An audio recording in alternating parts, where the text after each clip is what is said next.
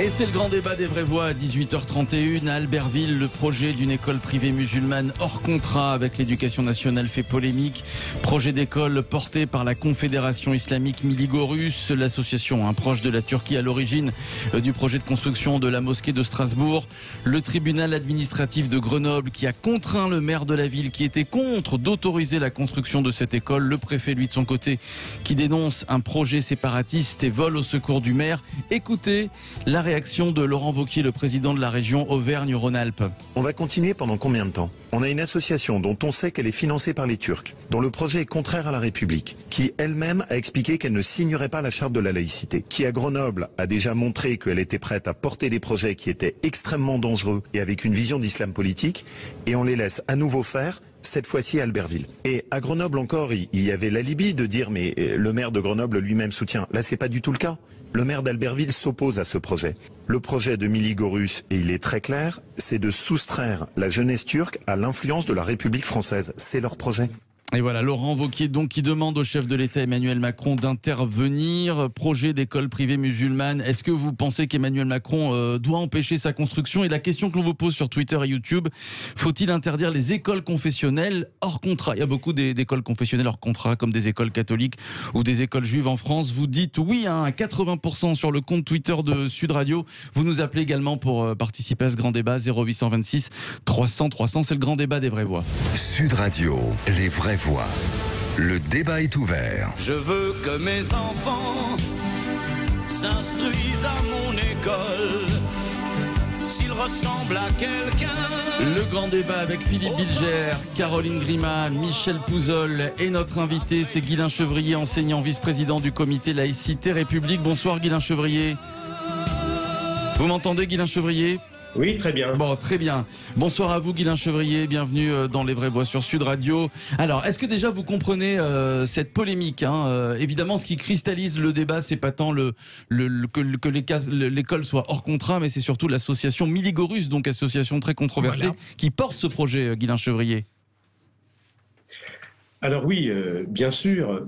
En fait, ce que l'on découvre à travers cet événement de l'actualité, c'est les difficultés que nous avons finalement à répondre à une situation qui est celle de la montée des affirmations identitaires et de leur traduction à travers ce type d'école, de la captation d'une partie de nos concitoyens, donc qui risquent de mettre à part et ensuite qui risquent par fragmentation de venir s'opposer aux principes républicains du fait qu'on laisse se créer une logique finalement communautaire à caractère d'enfermement, ce contre quoi précisément cette fameuse loi contre le séparatisme rebaptisée confortant les principes républicains entend modérer.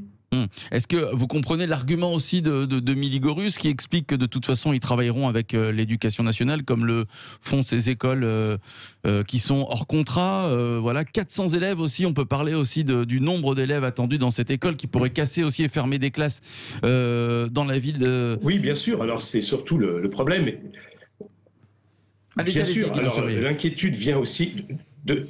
l'inquiétude vient bien sûr aussi de la dimension effectivement de ce projet, puisque ouvrir 400 places d'élèves dans cette école, ça signifierait pouvoir accueillir un tiers des élèves de la ville. Et là, on est vraiment sur un phénomène de séparatisme. Donc l'inquiétude vient pas simplement du caractère hors contrat, puisque malgré tout, ces écoles sont censées respecter les programmes de l'éducation nationale et se soumettre à un certain nombre de contrôles et de bonnes conditions de travail pour les élèves. Cela étant, là, on se trouve véritablement face à quelque chose d'assez symptomatique vis-à-vis de ce qui est en train de se passer dans notre pays sur ces enjeux qui montent au regard donc d'une conception d'un culte qui serait celui effectivement de créer une société à part, une nation dans la nation dans notre pays. Alors, allez-y Philippe Bilger. Guylain Chevrier, ce qu'a dit Laurent Wauquiez, je l'approuve totalement, donc je ne veux pas revenir sur Albertville, sauf que, à mon avis, il est absurde de demander à Emmanuel Macron d'intervenir. Je veux dire, il a trop à faire, il a trop tendance déjà à intervenir pour tout et n'importe quoi. Mais ma question est celle-ci. quel est, à votre avis, le critère fondamental pour considérer qu'une école hors contrat est véritablement adaptée à l'esprit républicain ? Écoutez, le problème, c'est que c'est une réalité qui est inscrite dans nos institutions depuis quasiment l'origine de l'école publique. Donc c'est un phénomène qui existe et qui aujourd'hui constitue un élément de la réalité de notre République. On pourrait tout à fait réfléchir à la question de savoir si on pourrait y contrevenir, puisque rien n'est éternel et après tout, la République pourrait par la loi décider que les choses soient autrement. En l'état, ces écoles hors contrat existent. Le problème, c'est d'arriver à un cadre réglementaire qui au moins permette de déjouer ce genre de risque, puisque vous savez, il y a par exemple dans ce qui peut permettre à un préfet ou à un maire de s'opposer donc à une telle école, à l'installation d'une telle école, il y a la question de l'intérêt de l'ordre public. Mais est-ce qu'il n'y a pas là quelque chose qui ressort du trouble à l'ordre public absolument. Lorsqu'on se propose d'accueillir 400 élèves qui se mettent à part de l'école publique, d'une sorte de contre-école cultuelle, même si elle n'est pas annoncée comme telle, enfin, ça apparaît quand même. C'est pas un problème de nombre de places de parking, comme le maire l'a avancé au tribunal administratif, qui a été débouté sur cet argument. Mais c'est bien sur l'argument qui est celui de l'intégration. On est dans comment on fait société demain à Albertville. Ça va être impossible, il faut quand même le dire. Alors bien sûr, ils n'ont pas encore capté 400 élèves d'emblée, mais enfin, il y a tout à craindre qu'avec la mais ces 400 élèves pourraient potentiellement rejoindre l'école. Voilà. C'est les calculs qui ont été faits. On ne peut pas douter d'un dessein global très malfaisant. Eh oui, Caroline Grima, juste après la réaction de Michel Pouzol. Et vous, 0826 300 300, on va accueillir Frédéric qui nous appelle de Blagnac dans quelques instants. Il me Caroline. semble, Philippe, qu'en 2016, on peut lui donner ce crédit, Najat Vallaud-Belkacem avait tenté de proposer une loi visant justement à contrôler cette problématique et qu'elle a été retoquée par le Conseil constitutionnel. Donc on retombe sur une problématique juridique pure et je crains malheureusement, je suis absolument d'accord et je souscris totalement aux propos qui ont été tenus par Laurent Wauquiez, d'autant plus qu'on a consacré justement une des émissions Regard de Femmes il y a quelques semaines à la problématique du financement de la mosquée de Strasbourg qui procède de la même problématique, puisque également mise en place sous l'égide de Miligorus. Voilà. Donc on est bien d'accord, il n'y a aucun souci, on sait très bien que c'est cette association islamiste qui est à l'origine de tous ces projets et qui pose problème, notamment par son refus persistant, argumenté, de signer la charte de la laïcité et de l'islam de France. Donc, on est d'accord sur ce point. Simplement, je crois qu'il y a une véritable impasse sur la thématique juridique parce qu'on est enfermé dans des dispositions légales qui, à l'heure actuelle, interdisent toute initiative de ce point de vue. D'ailleurs, j'entends depuis quelques heures beaucoup de gens tirer à boulet rouge sur le tribunal administratif de Grenoble, ce que je peux comprendre. Mais le tribunal administratif... Sauf qu'ils n'ont fait qu'appliquer la loi. Mais c'est même pas ça. C'est que, ayez présent à l'esprit que le TA de Grenoble, il a statué sur une problématique d'urbanisme. Et qu'à partir du moment où lui présente un permis de construire, un projet de permis de construire qui est valide au regard de la loi et de ce qui est applicable dans la commune, eh ben il valide, il n'a pas d'autre choix puisqu'il ne peut pas statuer sur cette problématique du projet qui est Michel Pouzol. Qui est mis en place. Oui, je voudrais quand même juste rappeler deux, trois petites notions parce qu'on semble découvrir le sujet. 1644 établissements en France sont des établissements hors contrat. Ils regroupent 79 850 élèves. 79 850 élèves. Moi, je vais vous dire, ma position, elle est très claire. Je suis contre toute école hors contrat dans ce pays. Je vous le dis. Et je vais aller plus loin. Moi, je me suis battu pour une école unique et républicaine. Oui. Et avec les manifs. Je ne veux plus, je fais partie des gens qui ne veulent plus que l'on donne des moyens financiers de l'État aux écoles privées. Quelle que soit enfin, jusqu'à présent, les écoles privées, qu'elles soient juives ou catholiques, tout s'est très bien passé. Les élèves n'ont pas mal tourné. Mais peu importe, c'est une question de choix républicain. Et moi, je vous dis, je fais ce choix-là. Maintenant, donc, Effectivement, je suis assez radical là-dessus, je dirais. Je trouve un peu... c'est pas surprenant, je vais pas dire c'est surprenant.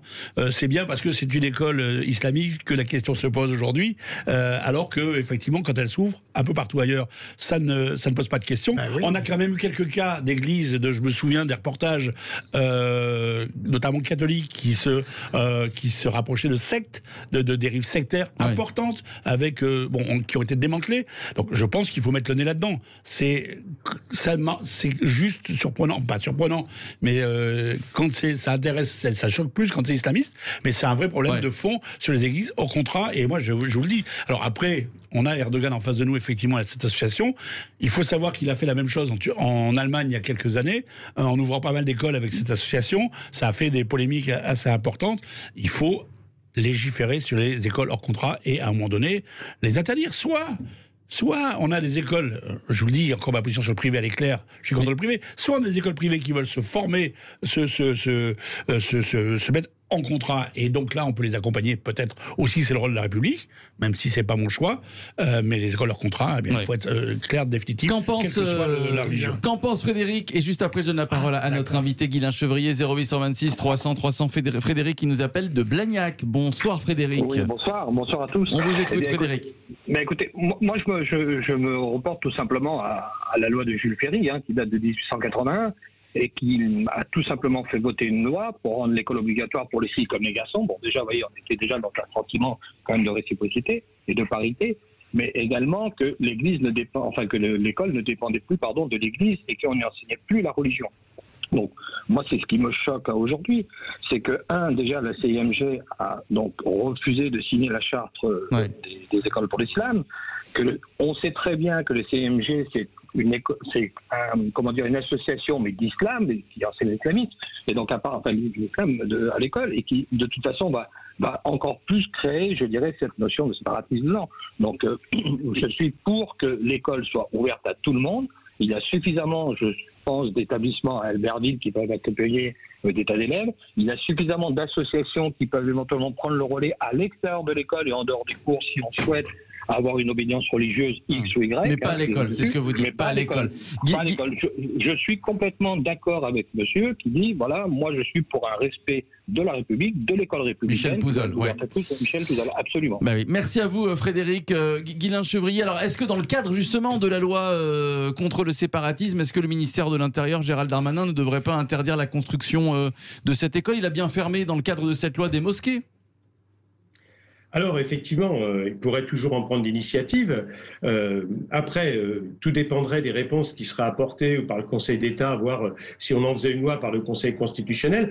Non, déjà dans le cadre de la loi contre le séparatisme, des apports nouveaux ont été effectivement intégrés dans le cadre de la navette parlementaire, puisque on a en tout cas la proposition qu'une charte des valeurs et principes républicains serait respectée par ces écoles hors contrat, et une charte aussi éducative de la confiance. Alors tout ça, on voit bien, on tourne un petit peu autour du pot, on voit bien que les enjeux sont en train de monter, et que si on laisse faire dans un certain temps, ce ne sera plus gouvernable. Parce qu'il faut bien voir qu'on est sur un phénomène de société. Cette école n'est qu'un phénomène dans un phénomène beaucoup plus global. Regardez les débats qu'il y a eu autour de la charte des imams. D'ailleurs, on peut s'interroger de savoir si l'accompagnement par l'État de l'organisation d'un culte est la meilleure réponse, puisque ça l'amène à faire des concessions et être régulièrement en train de composer. D'ailleurs, dans cette loi contre le séparatisme, on a effectivement une mesure qui veut qu'on permettrait au culte de faire fructifier des biens immobiliers tout de même, ce qui est rompre avec la loi de 1905, parce qu'il y a des aspects intéressants, donc effectivement d'interdire les certificats de virginité et un certain nombre d'autres choses. Vous remettez en cause l'existence même de cette charte, c'est ce que vous nous dites, Guylain Chevrier. Ah non, je ne remets pas en cause, non, c'est pas ça, c'est que ce que je considère, c'est qu'en tout cas c'est le minimum qu'on pourrait demander, mais je crois qu'on est sur ces questions, donc je disais, comment on interprète cette notion de trouble à l'ordre public, c'est-à-dire de respect de l'ordre public par l'ouverture d'une école de cette nature, là je pense qu'on est en situation de pouvoir mobiliser cet argument.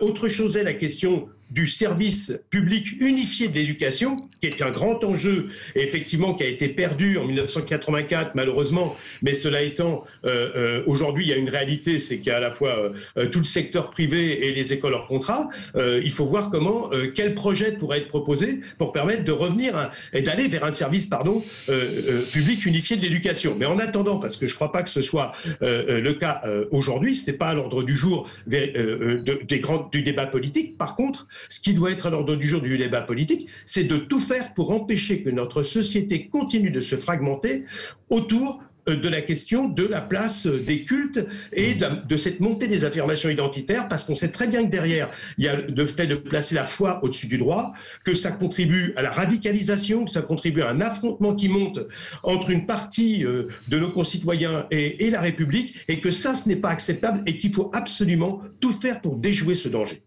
Moi, ce que je comprends pas, c'est qu'est-ce qu'on attend, Philippe Bilger, Caroline Michel, pour mettre un peu plus le nez dans cette association la Confédération islamique Miligorus. Mais parce qu'on a très peur, en réalité. C'est ce qu'il faut faire, c'est ça ce qu'il faut faire. C'est ce qu'il faudrait faire. Mais il y a une intrication des problèmes juridiques, des problèmes politiques et les problèmes diplomatiques dont on a parlé tout à l'heure avec la Turquie. Très difficile. Caroline, Michel, Michel Pouzan. Après, vous voyez, bon, j'ai poussé un coup de gueule sur les écoles hors contrat, mais en même temps, ça veut dire que pour arriver à ça, il faut aussi que l'éducation nationale fasse quelques petits efforts par endroit. Les écoles Montessori, les écoles Steiner ou Freinet, par exemple, sont souvent hors contrat. Donc ça veut dire aussi que à certains endroits ou à certains moments, l'éducation nationale n'a pas été capable de s'adapter également à ce que pourrait être une école inclusive et intégrante. Et laisser donc ces dérives que l'on retrouve, qu'on peut retrouver potentiellement et qui sont dangereuses aussi. Donc il y a un vrai travail d'éducation nationale, mais c'est aussi un angle mort de cette école républicaine. C'est une de ses faiblesses. Et je pense que, alors là pour le coup, Blanquer n'est pas du tout intéressé par ce sujet-là. Caroline Grima, qu'est-ce que pourrait faire le maire d'Albertville, puisque vous nous avez expliqué que le tribunal administratif de Grenoble avait statué par rapport à une loi donc dite d'urbanisme. Qu'est-ce que pourrait faire maintenant le maire d'Albertville? En l'état, à part essayer de faire remonter auprès de son député l'idée de proposer un projet de loi sur ce point, je ne vois pas trop ce qui s'ouvre à lui. Et c'est d'autant plus difficile, pour compléter tout ce qui a été dit, que si l'État doit intervenir, il doit intervenir dans le strict respect de l'égalité de toutes les religions. Et on a bien vu que s'agissant de la loi séparatisme, qui d'ailleurs ne porte plus ce nom, ce qui est assez symptomatique, beaucoup de représentants des autres religions ont fini par un petit peu grincer des dents et dire, écoutez, nous, on n'a jamais posé le moindre problème et vous êtes en train de nous imposer des règles contraignantes au motif qu'on est obligé de les imposer à tout le monde, alors qu'en réalité, nous, on n'a jamais posé de problème. Donc, on n'a pas osé nommer l'ennemi. C'est ça le gros problème. C'est toute la difficulté. Je ne suis pas persuadé que dans les intégristes catholiques qu'on a au centre de Paris, il n'y ait pas eu des écoles hors contrat. Oui, mais concédez-moi que l'immense majorité ne pose pas de difficultés. Et que ces gens-là posent quand même quelques difficultés. Merci à vous, Guylain Chevrier, enseignant, vice-président du comité Laïcité République. Merci à vous. J'aimerais remercier également Frédéric de Blagnac au 0826 300 300. Grand débat à retrouver sur notre site sudradio.fr, en podcast et sur notre chaîne YouTube. Dans quelques instants, Jean-Marie Bordry pour le clin d'œil des vraies voix. Direction Bordeaux, où un restaurant a quadruplé son chiffre d'affaires pendant le Covid. Eh oui, c'est possible. À tout de suite.